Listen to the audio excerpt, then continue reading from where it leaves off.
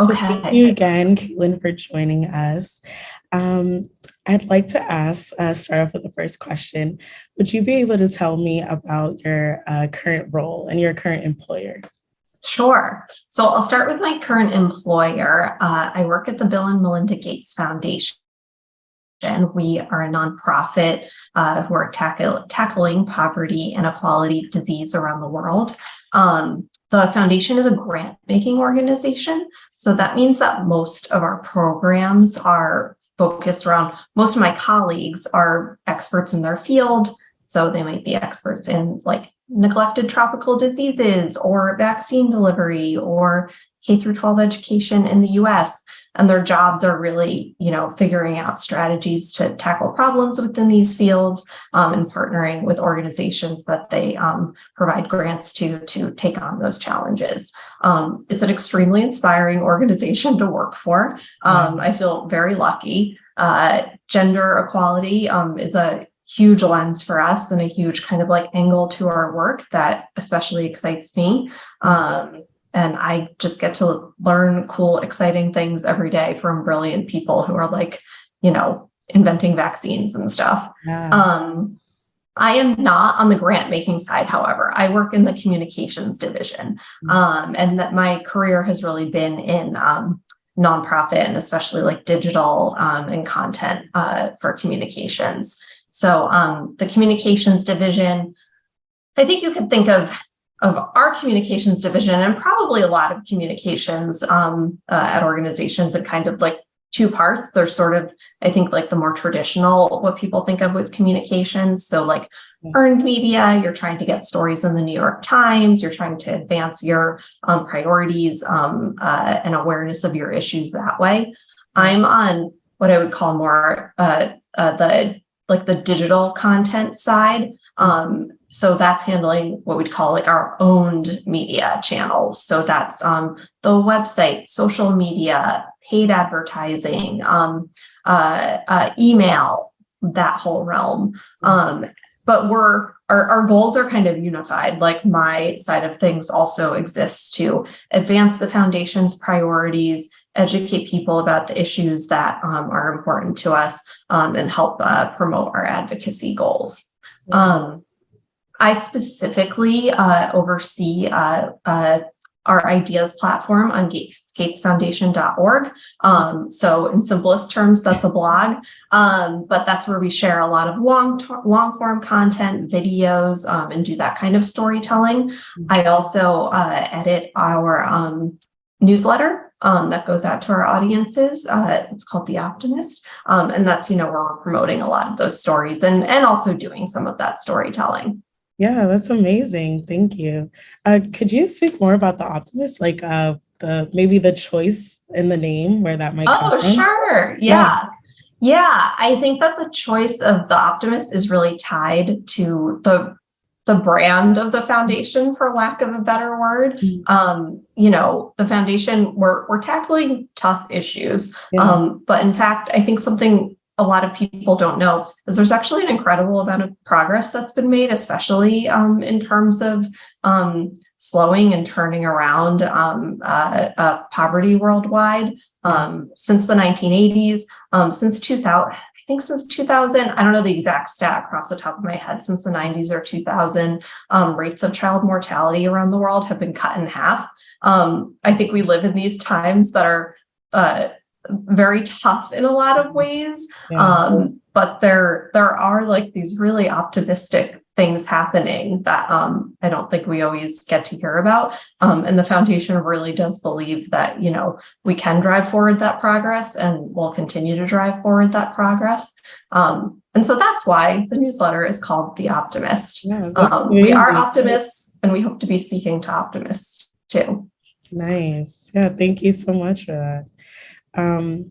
And then our second question, can you talk about current trends that you're seeing in the industry? So I know you kind of talked about two different things with communications, maybe more specifically, and then even with what the foundation deals with poverty. Yeah, sure. So in terms of communications, I can kind of talk about, I think in terms of trends, I want to talk about this like kind of digital content marketing space. which all of us are embedded in every day in our lives. Like we Right. wake up and check our phones. So I imagine what I'm saying will not be a shock to people. But our industry is grappling with, I think, an inflection point in the realm of digital content and communications. The first 10 years of my career, especially the first 5 years, I think were really fun in a lot of ways because, it was just like, oh, like Facebook is here. We're a nonprofit. I was working elsewhere then. How do we use this to advance our goals? Like, this is a cool new tool. How do we use email to advance our goals? Like, people seem to still be interested in email. People are still opening emails. Who knew? This trend is lasting. Like our quiz is a better way to tell our story than narratives. Just years, I think, of people just kind of trying things. And I think at the same time, like during that kind of, certainly initial decade of my career, a lot of the focus was just on like volume and reach and like how many people can you sign up? How many people can you reach with your content? Can you break the code to go viral? And I think now we're really seeing like consumers are smarter, consumers are jaded, like everything has been done before, where a quiz might have once like delighted people and actually educated someone. Now it's like, okay, we've like all seen that before. And I do think like where we're seeing digital go, which directly impacts my industry, is these like smaller, more curated communities. So if you subscribe to Substack, or if you have like a very specific corner of TikTok that, you're especially engaged in, or if you have like a YouTube creator you're really obsessed with, like you're not only like engaging with this very, very specific content or on the specific issue you care about, you're probably almost engaging in like these like two-way conversations with like creators or with like other members of this community. So it's like these smaller, more curated, more like community-oriented spaces on the internet. Again, that's something many people are experiencing. But for what I do, organizations, large enterprise nonprofits, large enterprise organizations everywhere really have to figure out like, well, then what, like how do we use digital in this space, and who are those audiences we should be focusing on? And if our measure of success isn't necessarily volume and reaching as many people as possible, how do we measure success? And I guess I would say I don't have all of those answers. Those are things we're trying to figure out. But we do need like smart, young people to join this industry and help us figure it out, because I don't think the answers are easy. So that's that. I would say in terms of just the nonprofit field in general, because you asked too just about the foundation and its work and mission. I think that the last several years have really forced a lot of powerful institutions to grapple with who has the power in their organizations, and are we trying to shape experiences of people whose voices aren't represented? So, I would say not just at the foundation, but at other nonprofits I've worked with in previous roles, a lot of places are really trying to figure out how do we, I don't know, decentralize might be too strong a word, but how do we democratize our leadership to some extent? Like every nonprofit has a board. Who sits on this board? Do they represent the people we're serving and the communities we're serving? And if not, what needs to happen to change that? Who is setting the priorities? Who is doing the storytelling? So I think that is definitely like a trend across nonprofits, an exciting one, and one that's like definitely too late in coming. Yeah, that's a really good answer. Thank you. Yeah, I agree. I think it is decentralizing, like trying to diversify to also like making sure that you're, like you said, serving the people that like you're trying to reach out to. I like that. Thank you. And then also, what skills are necessary, in your opinion, for success in this field? Or is there anything that students can be doing now to prepare them for this field? Yeah, sure. I love this question. So I feel like I'm going to sound like Holy Cross is paying me to say this, and they're not, but I really do believe in the value of a liberal arts education. Yeah. So, simply by being enrolled at Holy Cross, I think, like you're ahead of the curve. And that is because that kind of education really does teach you to ask questions and think critically, and write, which I'll get back to later. But those are all really crucial skills for succeeding in a job. I think sometimes I feel like sometimes there's kind of like a feeling in the zeitgeist of like, oh, like, don't let anyone tell you like your English degree is going to be worthless, because I studied history and yeah, at the time, women's and gender studies, and I consider myself pretty successful and have advanced in a career I'm pretty proud of. And I know that is in part because I studied these things I was really passionate about, and I learned from incredible professors who helped me like open my mind and think critically and ask good questions. So I really do feel strongly about that. Yeah. I mentioned writing. Anyone who wants to work in communications, you do just need to be an excellent writer, I feel. And again, like by being at Holy Cross, you probably are that already, and you're probably getting that experience, certainly in class assignments, but we could always be better writers. There's always room for improvement. So really seek out feedback around that is what I tell people. Make sure, you're getting feedback from your professors and from peers, and looking for ways to, always be getting feedback and be edited and learn how you can improve further. Something I did back at, the other benefit of working somewhere at Holy Cross, you mentioned you're interning like in Worcester, like you are in like a pretty amazing city with lots of organizations. Holy Cross itself has a huge website, a magazine, like has a media operation of its own. And so I know there's lots of ways for students to get involved in doing that kind of writing. I had a study abroad blog back in the day. I like covered the 2008 Obama election for our website and wrote, stories about that. And that was great experience, honestly, just like working with some of the marketing professionals at Holy Cross to do that kind of thing. Another thing I'd say is like figure out where what you find inspiring and where you can get inspiration from. Communications work, especially content work, is creative work. And you need to be coming up with ideas. And certainly if I'm interviewing someone or thinking about, who's well placed for an opportunity, someone who can really show me I know where to go for inspiration. I have a point of view. I'm going to be able to develop an idea into, a powerful, story or activation, like that's compelling.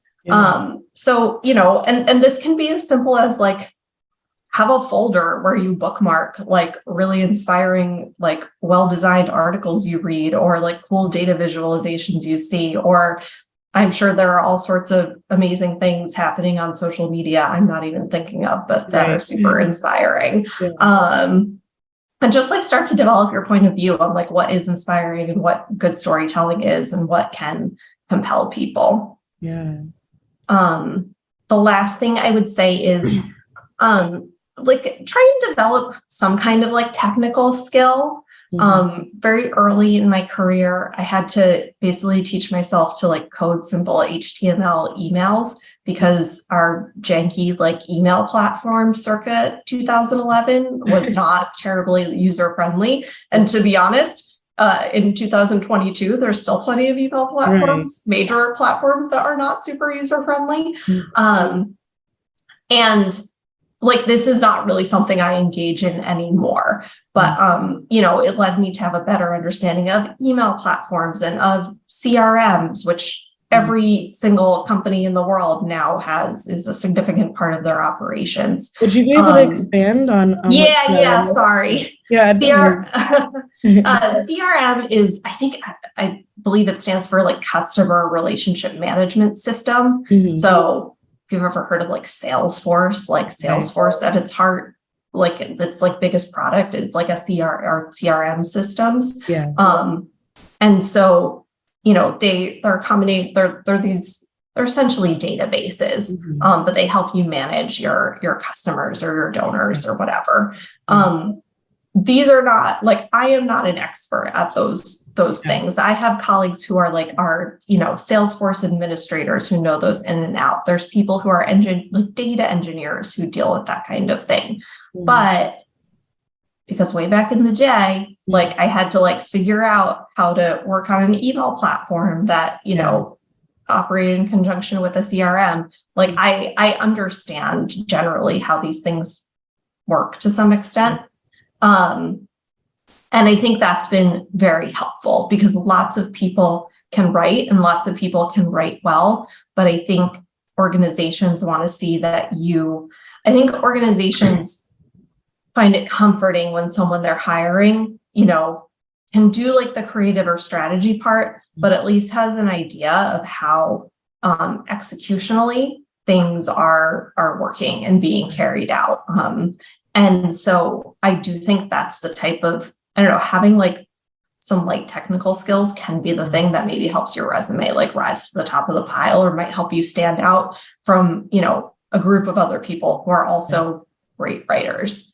I would mention too, like it doesn't need to be learning HTML. It can be understanding like how like Facebook Business Manager works to like, operate paid ads, or understanding SEO or something like that. But those are all, I think, the types of skills that like there are specialists who know that really deeply, but knowing some of it can help you, I think, be a better creative and strategist in the digital content. Right. Yeah, those are really great answers, especially with the creativity aspect too. I think was really great. That's important. Oh, good. Yeah. That I feel like those are those skills that are kind of spoken about, but it's the way that you put it and you walked through like how to get those kids. Yeah, that's a really good answer. Thank you. Even helping me. Oh, good. Well, you're making me feel very good. So thank you. I appreciate that. Yeah, thank you.